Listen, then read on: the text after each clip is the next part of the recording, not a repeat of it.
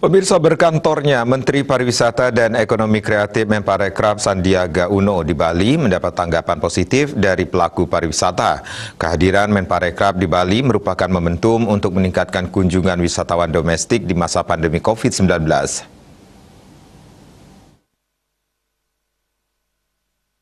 Komitmen Menteri Pariwisata dan Ekonomi Kreatif Menparekraf Republik Indonesia Sandiaga Uno untuk melihat, mendengar, dan merasakan langsung keluhan pelaku usaha pariwisata dan ekonomi kreatif sudah terrealisasi. Seperti diketahui bersama, Pulau Bali paling merasakan dampak pandemi COVID-19 yang mengakibatkan kelumpuhan di sektor pariwisata. Hal ini pun mendapat tanggapan positif dari pelaku pariwisata, I Dewa Putu Susile. Menurut Dewa Susile, berkantornya Menteri Pariwisata dan Ekonomi Kreatif merupakan momentum bagi Bali untuk meningkatkan kunjungan wisatawan domestik.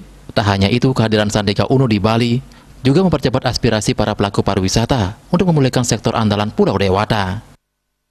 Itu juga akan menarik kunjungan atau bertambahnya kunjungan wisatawan domestik dan juga cepatnya aspirasi para pelaku pariwisata di Bali untuk menyampaikan sesuatu kepada pihak kementerian.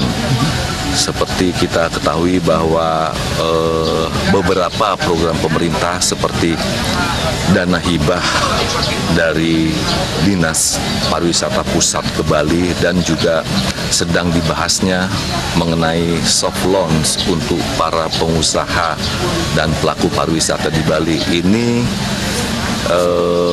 membawa angin segar bagi dunia pariwisata di Bali, khususnya dalam situasi COVID ini.